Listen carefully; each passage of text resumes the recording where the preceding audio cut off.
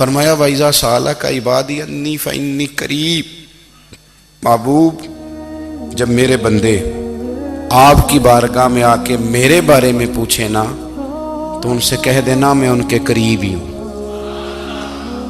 قریب ہی ہوں۔ دلیل کیا ہے؟ یہ جب بھی مجھ سے دعا مانگیں گے میں ان کی دعاؤں کو قبول فرماؤں گا، میں ان کے قریب ہوں، میں ان کے قریب ہوں۔ یہ جب بھی دعا مانگیں گے نا میں قبول کروں گا، میں ان کے قریب ہوں۔ اللہ تبارک و تعالیٰ کے بندے اللہ سے محبت کرتے، رب کی بارگاہ میں جھکتے، اس کو اپنے دکھ سناتے، اس کے پیارے محبوب صلی اللہ تعالیٰ علیہ وسلم کا وسیلہ لے کے اس کے حضور حاضر ہو جاتے، پیشانیاں سجدوں سے روشن ہوتی۔ ہم نا ہر چیز کے لیے وقت نکالتے ہیں، ہر چیز کے لیے، لیکن عبادت کے لیے وقت نہیں نکالتے۔ ہر شے آباد ہے، ہر شے، ہماری فیس بک بھی آباد ہے، واٹس ایپ بھی آباد ہے، ہمارے ٹویٹر بھی آباد ہیں، ہماری ہر چیز آباد ہے۔ سب سے کم آباد ہمارا مصلی رہ گیا ہے، سب سے کم۔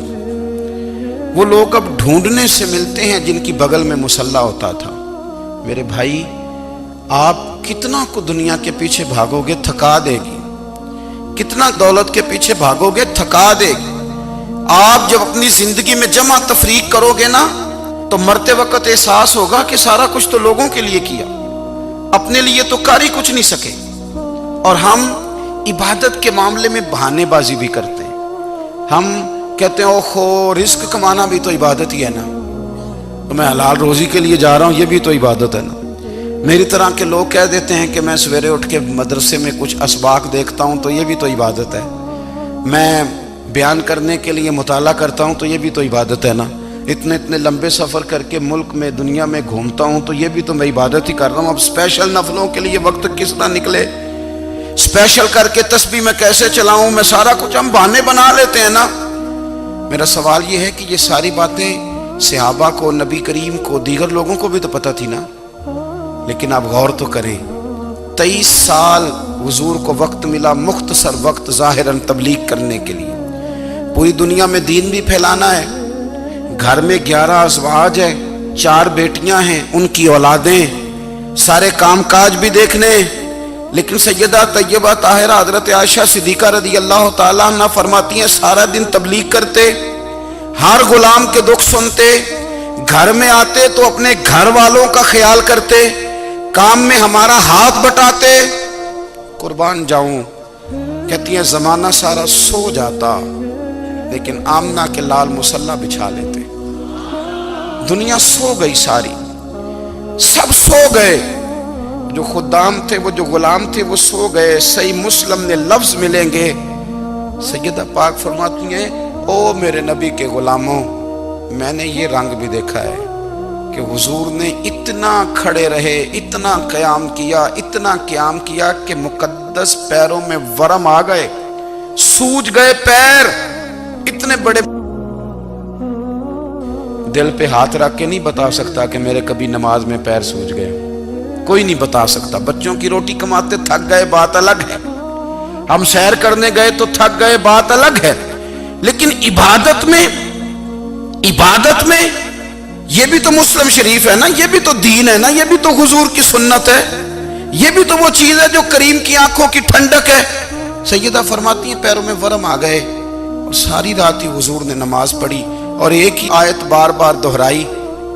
مسجد نبوی میں بلال حبشی نے فجر کی اذان دے دی اور حضور ابھی مصلی پہ تھے، کریم فارغ ہوئے، میں نے عرض کی یا رسول اللہ صلی اللہ علیہ وسلم آپ کے تو صدقے اللہ اگلے پچھلوں کے گناہ معاف کرے گا، تو آپ اتنی آہوزاری کیوں فرماتے ہیں؟ آپ تو شفیع ہیں، آپ تو انبیاء کے امام ہیں۔ تو حضور نے فرمایا عائشہ تم نے گنوایا ہے نا میرے اللہ کی مجھ پر کتنی رحمت ہے، افلا اکون عبدا شکورا، فرمایا اگر اس نے اتنی نعمتیں دی ہیں تو کیا میں اس کا شکر گزار بندہ نہ بنوں، میں شکر گزار بندہ نہ بنوں اس کا؟ پھر اگر اتنی نعمتیں اس نے دی ہیں، مجھے اتنا نوازا ہے، تو پھر میں اس کے سامنے سجدے نہ کروں؟ او میرے بھائی، بڑے قابل فخر لوگ ہیں ہم کہ ہم نبی پاک کے غلام ہیں، ہم قابل فخر ہیں کہ نبی کریم کے غلام ہیں، کیا کبھی اس غلامی کے شکرانے میں بھی 2 نفل پڑھے کہ یا اللہ تیرا شکر ہے تو نے ہمیں حضور کا غلام بنایا ہے؟ یاد رکھیں کہ اپنی روحانی زندگی کو آباد کریں، استغفار پڑھیں، تسبیحات کریں۔ حضرت عبداللہ ابن عمر رضی اللہ تعالیٰ عنہ حضرت عمر کے صاحبزادے ہیں، مکہ مکرمہ میں ان کی قبر ہے۔ میں نے جب انہیں پڑھا تو مجھے ان سے بڑا پیار ہو گیا، لیکن آپ کو پتہ ہے وہاں جا کے کسی شخص کا مزار تلاش کرنا یا پوچھنا ایک مشکل کام ہوتا ہے۔ تو ایک دفعہ میں مکہ شریف میں حاضر تھا، تو ایک گاڑی والا ڈرائیور مجھے کہنے لگا کہ مولانا میں آپ کو جانتا ہوں، مجھے آپ سے محبت ہے، ایک بات بتاؤں آپ کو؟ میں نے کہا بتاؤ۔ کہنے لگے حضرت عبداللہ ابن عمر کی قبر دیکھنی ہے۔ میں نے کہا یہ تو نہیں کہہ رہا، یہ کسی نے بندوبست کرایا ہے، یہ اللہ نے تیرے دل میں بات ڈالی ہے، یہ ہو گیا، تو لے چل مجھے۔ حضرت عبداللہ ابن عمر کو نبی پاک نے فرمایا تھا راجل صالح، یہ نیک بندہ ہے، یہ متقی آدمی۔ حضرت عبداللہ ابن عمر رضی اللہ تعالیٰ عنہ سیدنا فاروق اعظم رضی اللہ تعالیٰ عنہ کے صاحبزادے ہیں، اور ان کی ہمشیرہ سیدہ حفصہ رضی اللہ تعالیٰ عنہ حضور کی زوجہ محترمہ ہے۔ ایک دن اپنی ہمشیرہ سے کہنے لگے کہ نبی کریم صلی اللہ تعالیٰ علیہ وسلم گھر میں آئے نا، اور اگر حضور غم امت میں پریشان نہ ہوں، طبیعت کو حشاش بشاش دیکھو، تو ذرا پوچھنا تو صحیح حضور کا میرے بارے میں کیا خیال ہے، پوچھنا تو صحیح کہ کریم کی بارگاہ میں میرا کیا مقام ہے، میرے بارے میں حضور کیا فرماتے ہیں۔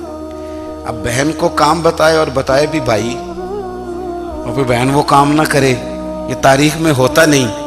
حضرت عمر فاروق رضی اللہ تعالیٰ عنہ کی صاحبزادی ام المومنین رضی اللہ تعالیٰ عنہ فرماتی ہیں کہ میں تو بس منتظر تھی، انہوں نے تو کہا تھا نا کہ اگر تم حشاش بشاش دیکھو تو بات کرنا، لیکن حضور تشریف لائے، میری باری تھی، میرے گھر تشریف لائے، کھانا پیش کیا تو فوراً میں نے عرض کی حضور ایک بات پوچھنی تھی۔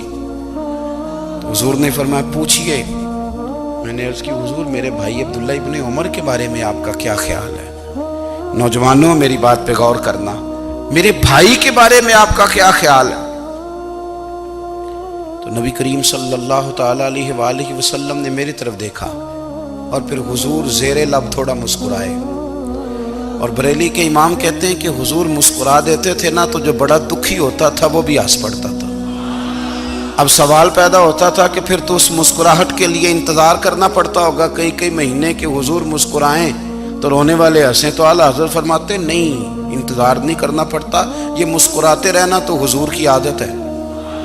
جس کی تسکین سے روتے ہوئے ہنس پڑے، اس تبسم کی عادت پہ لاکھوں سلام۔ یعنی یہ تو عادت ہے حضور کی مسکراتے رہنا، اس کے لیے انتظار نہیں کرنا پڑتا۔ بھائیو آپ خیال رکھیں گے، غور کریں گے، حضرت عبداللہ ابن عمر رضی اللہ تعالیٰ عنہ کے بارے میں پوچھا تو سیدہ فرماتی ہیں کہ نبی کریم صلی اللہ تعالیٰ علیہ وسلم نہ زیر لب مسکرائے اور فرمایا حفصہ تیرا بھائی ہے تو اچھا، لیکن میں نے سنا ہے کہ عشاء کی نماز پڑھتا ہے تو فجر تک سویا ہی رہتا ہے۔ او نوجوانوں، 10 بجے تک سونے کی بات نہیں ہوئی، 9 بجے تک سونے کی بات نہیں ہوئی، 11 بجے اٹھنے کی بات نہیں۔ حضور فرمانے لگے میں نے سنا ہے کہ عشاء کی نماز پڑھ کے سو جاتا ہے اور فجر تک سویا ہی رہتا ہے، اسے چاہیے کہ تہجد کے وقت اٹھا کرے، اللہ کی بارگاہ میں حاضر ہوا کرے، آہوزاری کرے، سجدے کرے، عبادت کرے، اٹھتا ہے اور فجر میں جا کے اٹھتا ہے۔ حضرت جناب حفصہ رضی اللہ تعالیٰ عنہ کہتی ہے میں نے جناب عبداللہ ابن عمر کو پیغام دیا اور میں نے کہا میرے جوان بھائی سن، نبی پاک نے فرمایا ہے تو اچھا پر تہجد میں نہیں اٹھتا، نفل نہیں پڑھتا۔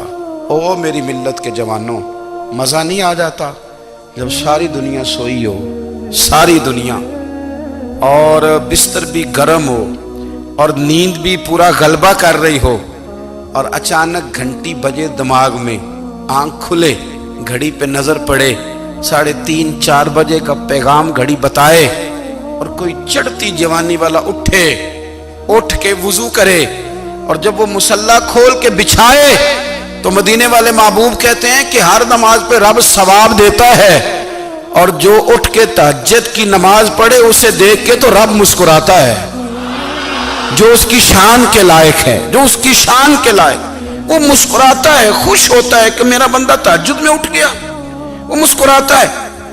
کاش ہماری صبحیں کبھی اپنے مالک کے نام ہو جائیں، کاش کے صبح حضرت ابو الحسن رحمت اللہ تعالی علیہ حضرت معاذ ابن جبل رضی اللہ تعالیٰ عنہ کے پاس بیٹھا کرتے تھے، فرماتے ہیں ان سے جو پیار بڑھا تو پھر میرا مصلی سے بھی بڑھ گیا۔ تابعی ہیں، فرماتے ہیں صحابی رسول سے محبت ہوئی تو ذکر سے بھی ہو گئی، پھر درود شریف سے بھی ہو گئی، محبت ان سے بڑھی تو پھر اللہ نے مسجد کا پیار بھی بڑھا دیا۔ آپ فرماتے ہیں کہ میری ہر وقت بھی یہ چاہتی تھی کہ بس اللہ اللہ کروں، بس اللہ اللہ کروں، بس نہ میں ذرا تھوڑی جان چھڑاؤں لوگوں سے، کوئی 10 منٹ ملے تو میں کوئی 4 نفل پڑھ لوں، میں تھوڑا سا نہ بچوں لوگوں سے، اور مجھے تسبیح ملے تو میں نہ کوئی 400-500 دفعہ استغفار پڑھوں، سبحان اللہ، الحمدللہ، اللہ اکبر، لا حول ولا قوت الا باللہ، میں نہ تسبیحات پڑھوں۔ فرماتے ہیں کہ بچے تھے گھر میں 6-7، غربت تھی، کام ملتا کوئی نہیں تھا، اور میں کام چور نہیں تھا، کام ڈھونڈتا تھا، پر اللہ کی قدرت کے کام نہیں ملتا تھا۔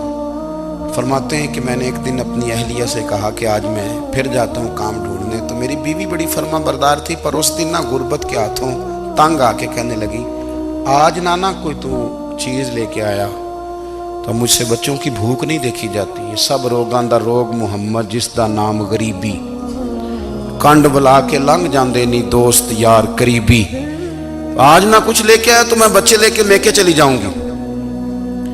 شیخ فرماتے ہیں کہ میں بڑا پریشان گھر سے نکلا، پر میں نے صبح سے لے کے زور تک کام ڈھونڈا، کام ملا کوئی نہیں، تو میرے دل میں خیال آیا چلو کام نہیں ملتا تو اللہ اللہ تو کرے نا، چلو بندوں کی مزدوری نہیں ملتی تو رب کریم کی عبادت ہی کرتے ہیں۔ فرماتے ہیں کہ میں نے نا فرات کے پانی سے وضو کیا، نہر کے، شدید دھوپ تھی، ساتھ ریت تھی اور ریت تپ رہی تھی، میں نے اپنا رومال وہیں مصلی کے طور پر بچھا لیا، اور فرماتے ہیں کہ زور سے لے کر عصر تک نماز پڑھی، دھوپ بھی پورے زور پہ، پر میرے سجدے کا ذوق بھی پورے زور پہ۔ فرماتے ہیں سورج بھی چمک رہا ہے اور رب کی عبادت کا ذوق بھی پورے زور پہ، میں سجدہ کروں تو پھر میرا اٹھانے کو جی نہ چاہے۔ میرے استاد لکھا کرتے تھے، یہ ان کا شعر ہے، وہ کہا کرتے تھے مجھے سوز دے، مجھے ساز دے، اور مجھے نیم شب کا نیاز دے، دم سجدہ خود کو میں توڑ دوں، مجھے ایسا ذوق نماز دے، اور میں تیری بہار کا پھول ہوں، میں کھلا بھی ہوں تو تیرے لیے، مجھے میری شاخ سے توڑ لے، مجھے اپنی زلف کا ناز دے۔ بھائی فرماتے ہیں کہ عصر تک میں نے نفل پڑھے، دل ڈھلنے لگا، عصر کی نماز پڑھی اور میں وہاں سے چلا۔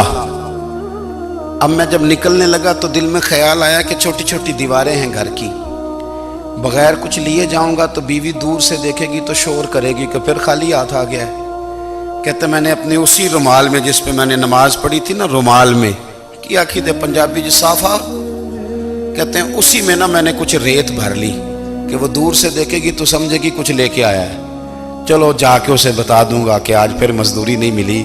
کہتے ہیں وہ ریت لے کر جب میں گھر میں گیا تو پہلے بیوی دروازے پہ کھڑی ہوتی تھی، پوچھتی تھی خالی ہاتھ آ گئے ہو؟ آج میں نے دیکھا تو ہے ہی کوئی نہیں۔ فرماتے ہیں میں اندر داخل ہوا، سلام لیے، کونے میں نے وہ رومال رکھ دیا اور میں نے آواز دی کہ بھلی مانس کہاں ہو؟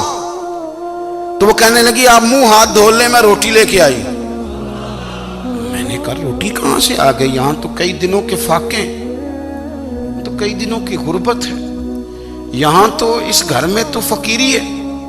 فرماتے ہیں کہ وہ روٹی لے کے آئی اور اس وقت کی جو موجودہ نعمتیں تھیں، سمجھ لیں سلاد، اچار، ہر چیز ساتھ لائی۔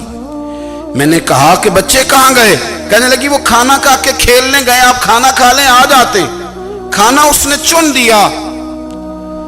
میں نے حیرت انگیز لہجے میں ساری نعمتیں اپنے دسترخوان پہ دیکھ کر کے بیوی سے پوچھا یہ کہاں سے آیا کھانا؟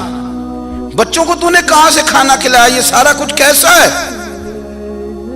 کہنے لگی پتہ نہیں آج آپ کس کریم کی مزدوری کرنے چلے گئے تھے، پتہ نہیں کس کریم کی، میرے گھر میں تو اتنی نعمتیں آئی ہیں کہ مجھ سے سنبھالی نہیں جا رہی، اتنا اناج ہے، اتنا گندم ہے، کس کریم کے دروازے آج چلے گئے تھے۔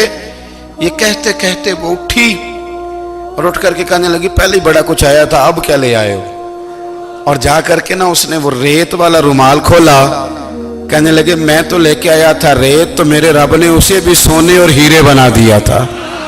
جب آپ کی توجہ اللہ کی جانب، میرے نبی پاک صلی اللہ تعالی علیہ وسلم نے فرمایا ہر چیز اپنے رب سے مانگ، ہر چیز مانگ، ہر چیز مانگ۔ یا رسول اللہ کیا کچھ؟ میرے محبوب نے فرمایا تیرے گھر میں نمک بھی ختم ہو جائے تو وہ بھی اپنے رب سے مانگا کر، تو مانگنا وہ تجھے دے گا، تو اس کی بارگاہ میں کشکول طلب دراز تو کرنا۔ اور ترمذی شریف میں عجیب لفظ ہیں، رسول کائنات نے فرمایا، رب کریم فرماتا ہے جب میرا بندہ ہاتھ اٹھاتا ہے نا تو مجھے حیا آتی ہے کہ میں خالی کیسے لوٹا دوں اس کے۔ اتنے بڑے بادشاہ کی بارگاہ میں دعا کی بڑی طاقت ہے۔ میرے نبی پاک نے فرمایا دعا مومن کا ہتھیار ہے، دعا مومن کا، دعا مومن کا۔ حضور نے فرمایا تقدیر کو سوائے دعا کے کوئی چیز نہیں بدل سکتی، دعا مومن کا ہتھیار ہے، یہ کافر کے پاس کوئی نہیں، یہ ہتھیار ہے مومن کا۔ اللہ کرے آپ کو سمجھ آئے، پھر سنیں، کئی بار کہہ چکا ہوں یہ ہتھیار ہے۔ کافر کے مقابلے میں جو تیرے پاس سب سے بڑا ہتھیار ہے وہ دعا ہے۔ دعائیں کرانی چھوڑ دی، کرنی چھوڑ دی، لینی چھوڑ دی۔ حضرت سیدنا انس بن مالک رضی اللہ تعالیٰ عنہ فرمایا کرتے تھے میں نے وہ رنگ دیکھا ہے جب حضور دعا مانگتے تھے اور حضور کی مقدس آنکھوں میں آنسو بھی ساتھ ہی بہا کرتے تھے، میں نے وہ انداز دیکھا ہے۔ بھائی اپنا مصلی کا، عبادت کا، وظائف کا، اللہ اللہ کا سلسلہ اس کو مضبوط کریں، اپنی دعاؤں کے تعلق کو مضبوط کریں۔ دعائیں بڑے انقلاب برپا کر دیتی ہیں۔ ہم تھوڑے تھوڑے نا جب سے خشک ہوئے ہیں نا، خشک، اور میری تو جماعت ہی صوفیاء کی جماعت تھی، ہم تو داتا علی اجمیری کی جماعت سے، ہم تو خواجہ اجمیری کی جماعت سے، ہم تو شیخ احمد فاروق سرہندی کی جماعت سے، ہم تو صوفیاء کی جماعت۔ ہماری جماعت نے بھی وہ تعلق جو ہمارے بزرگوں نے بنایا تھا۔ بزرگ اللہ کے قریب کیسے جاتا ہے؟ تو ہمارے یہاں نا بہت سارے لوگ کہتے ہیں جی نظر ہو گئی تو کام ہو گیا۔ بھائی جو بخاری مسلم میں طریقہ ہے نا اللہ کا قرب پانے کا وہ تو نفل ہے۔ نبی کریم علیہ السلام نے فرمایا بندہ نفلوں کے ذریعے رب کے قریب جاتا ہے، اور اتنا قریب جاتا ہے کہ پھر اللہ اس کی زبان بن جاتا ہے، اللہ اس کی آنکھیں بن جاتا ہے، کان بن جاتا ہے، ہاتھ اور پیر بن جاتا ہے۔ تو یہ تو عبادت ہے، یہ تو اللہ کی بارگاہ کی حاضری ہے جو آپ کو اللہ کے قریب کرے گی۔